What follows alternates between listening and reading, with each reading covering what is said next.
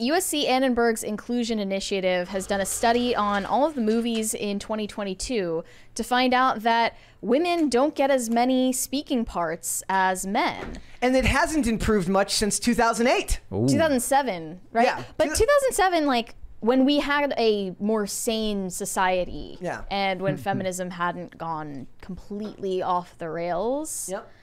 It says in 2019, 34% of speaking characters were female. In 2008, 32.8%. Wow. You know what it is? The men, they're at home, they got their wives, they're talking all day, and they get to work. They're like, I don't want to listen anymore. Do people look back at 2007 and think that we were living in The Handmaid's Tale? Yes. Or think about like 1950s housewives getting beaten for burning the dinner? Yes, that's what they think. Like, That's what they think. I'm really confused because when everyone else thinks about 2007, we think about like having way better entertainment. Yeah. Maybe it's because less women were included. I was watching a video last night. It says there's the trend that says like F it so and so highlights, and then it plays like either Industry Baby by Lil Nas X or one of these other songs, and it's like highlight clips of athletes. And there's one that's like it's F it Megan Rapinoe highlights, and it's all her missing goals. And then I saw another one last night that says F it Jeff Jarrett highlights, and it's the pro wrestler Jeff Jarrett hitting women in the head with guitars from the early 2000s. It was very different entertainment back then. Better. I kind of wonder if they stretch that back to like the 80s and 90s, how the ratio would go. Yep. Yeah, Would it be the same, or I don't know? They didn't study it all the way back, but they said despite seeing a 16-year high in leading or co-leading roles in 2022, which was 44% women, we saw almost no change since 2007 in the percentage of female identified There's a speaking characters. There's a $20 one there from Lord Crimson TV. With bonus holes, or? Yeah. Yeah. Yes. He said, just popped in. Did y'all talk about how Netflix is copyright striking YouTubers on the YouTubers' owned content that they used in their Heard versus Depp docuseries? Oh, wow. P.S. They didn't get permission to use their footages either. Does it become public domain on Netflix or on YouTube? I don't know. We had somebody reach out for us once when we were covering something and asked if they could For a documentary for like the BBC or something. Yeah, and they asked us if they could use what we had. I don't remember what ended up coming. It was about Grand Theft Auto 6. Grand Theft Auto. Yeah, that was when Lauren Yeah. Southern was here, of all things.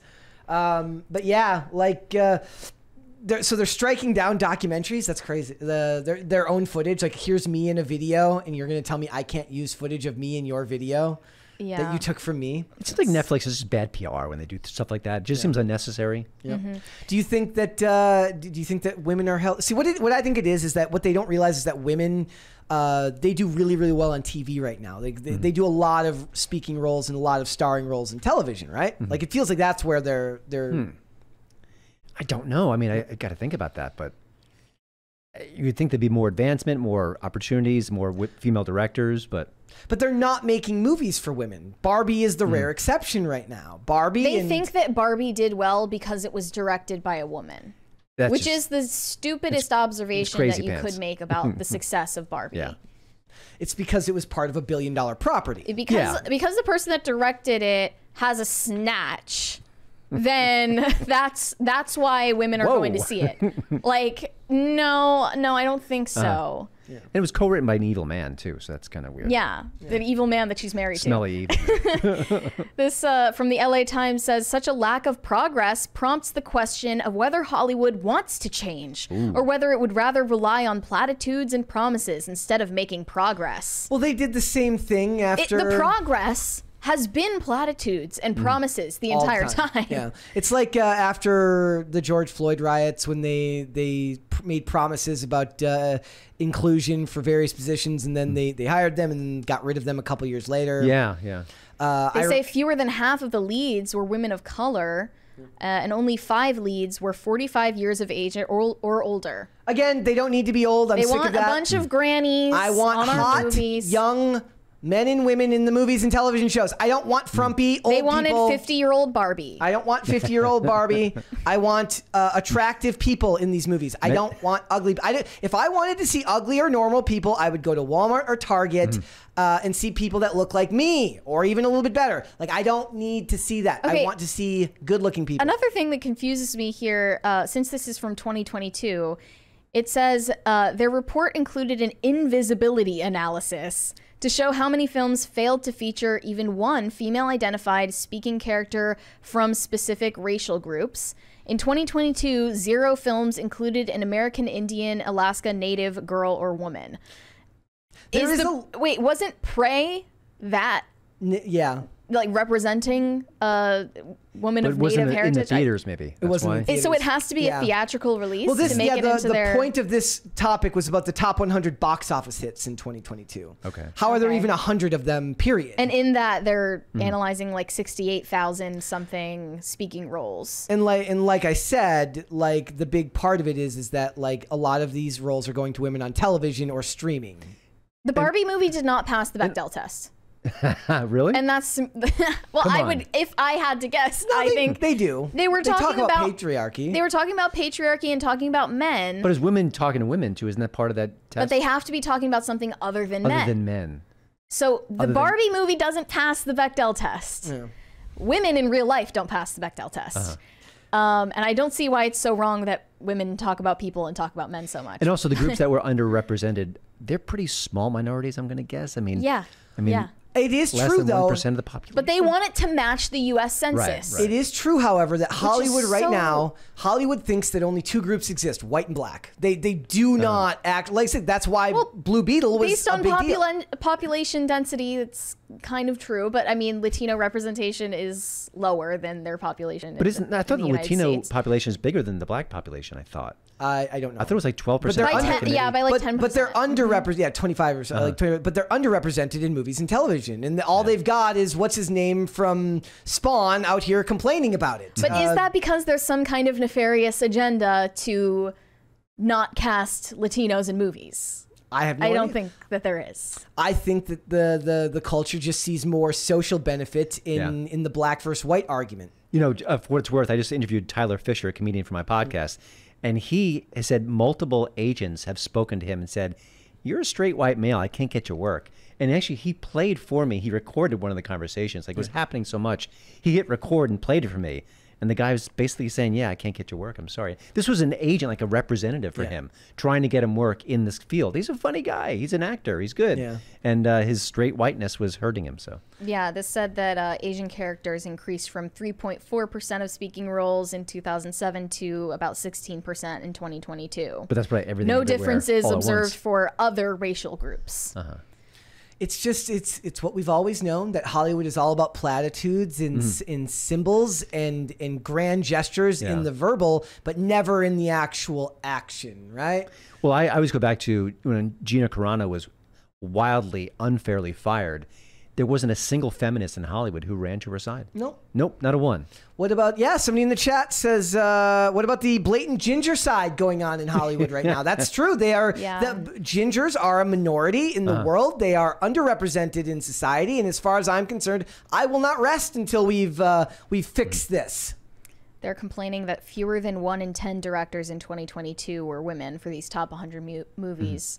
And the other thing about it is, like, when they make these movies, like, they're only going to give you the work if it's because they think that you can only tell stories based on your life experience, right? So they're only going to give you the work if you resemble the movie you're making, right? So the director who made Blue Beetle, is he going to get a lot of work outside of it? He's got a couple of films under his belt, but not a ton. They're like, oh, you're the token guy. You're Do the another guy. token movie for us. Exactly. Right, and that's not good either. Like, you need to let them, if they make something successful. If we're wrong and Blue Beetle ends up making money, then they need to reward that guy by letting him make the things he wants to make. It's not going to make money. But I'm just saying, like, the people who made Black Panther. Should we, like, Ryan Coogler isn't kept to make just things about, he chooses to work on those projects, but if he wanted to make something different, he would be allowed to, because he's proven that his ability to bring people to the theaters makes him worth the investment. And he's not a black director. He's just a really talented director who happens to also be black.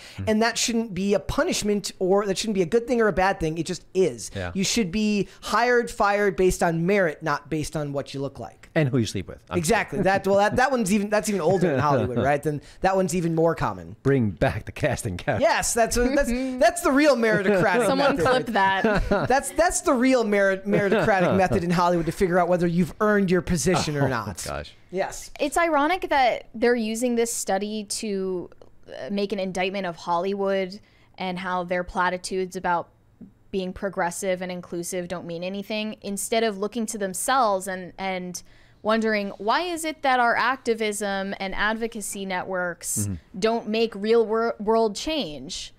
Maybe we should rethink the method we're using to go about this instead of maybe fund scholarships for minority applicants, perhaps, instead of creating reasons for our own paychecks to exist. Yeah. You know, they're looking at the failure of their own activism, and yet they continue. I mean, part of it is that the activism is fake and phony. So there is some legitimacy Hollywood is there. just as phony as these academics and the activists. And the USC Annenberg Inclusion Initiative has been around since 2017. They came in just post after Trump got elected, and everyone in Hollywood's brains broke in half. And what's a good example? I mentioned Ocean's 8 yesterday. Ocean's 8 actually did all right, right? Ghostbusters flopped. Yep. The 355 was horrible. I'm trying to think of Atomic Blonde was good. It made decent money, not great, but it was a good film. But it was a good film, right? Absolutely. Like, it can be done. Yeah. I liked Peppermint. I don't think anybody else liked Peppermint but me. I didn't, but I like Jennifer Garner. To each their own, right? Jennifer Garner's great. But it's like they're building these female stars now around their identities, which makes them inherently unlikable. Charlize Theron was likable before she went nuts. She was a star before she went nuts, and even then people don't really know about that. Like a lot of people just think of her as a talented actress first and not as a wild-eyed lunatic on the internet. So they're doing the women a disservice by making all the interviews about them about how they're breaking barriers, because it's inherently distancing and unlikable to the average, not unlikable, but to the average person, it's inaccessible. Like, they don't understand why that's important to the story when all the stories these days are like that. Back in the day, there'd be a couple of stories here and there about somebody breaking down barriers or crashing through the glass ceiling, right? Now, when every story's like that, it loses its luster. By the way, I just spoke to Roseanne Barr. It's going to be an interview on Daily Wire pretty soon. And she talked about, when she was working on the original Roseanne show, she would fight very hard to get minority writers on the staff. And she claimed, this is her word, ABC may have a different perspective, that they were fighting her on that. She had to like push it, while ABC Inc. was like, we don't want this, or don't go this, or didn't want that. So, and also Roseanne Barr was an absolute innovator when it comes to women. She had total control of that show, for better and worse. I'm sure she was a bit of a, I'm not talking about her weight, but she would throw her weight around on the show. Yeah. I mean, she had control, and that probably paved the way for other female artists who were able to have more power and tell their stories, have their vision. I think a lot of it is like the powerful women are on TV. Think of Shonda Rhimes. Shonda Rhimes is unbelievably successful. Not created. Mindy Kaling created, or Tina Fey. Or any of those women who they're not in the film space, they're in the television and in syndicated space, and but they're not going to focus on that because that would be good news. And things like the USC Annenberg Initiative don't want good news because it's bad for their brand. They need to, or if there is good news, it's always followed up with, we have so much work left to do. That's right. Just scratch the surface. 100% of characters in movies are women. We've got so much work left to do. They also wanted to mention that there's an underrepresentation of LGBT speaking roles. Of the top 100 films in 2022, 72 did not feature even one LGBTQ plus speaking or named character, and 84 were missing LGBTQ plus girls and women entirely. But like, what's a woman? That's a good question. 84% had no gay bonus. Only one 22 character was coded as non-binary. That must have been the elemental coded blob. But also coded. Think about what they're saying. Coded as non-binary. Why do we care? Yeah. Why do we care? And also, in an average movie, there may be one or two people in a relationship or married or dating. Yeah, we don't know if Uncle Rudy had a Grindr account secretly. No, here's the thing. They do that on purpose because when this this is why they ruined it on television, right? So on television, it's pretty normal in season 1, and then once season 2 and 3 roll around, they're like, what are we going to do to make it interesting? Well, we could be good writers. That's a lot of work. Let's just make everybody this or that. Yeah. What else you got? Yeah. What else do you got? Right. So eventually you will find out that the reason Rudy never married is because Rudy was gay.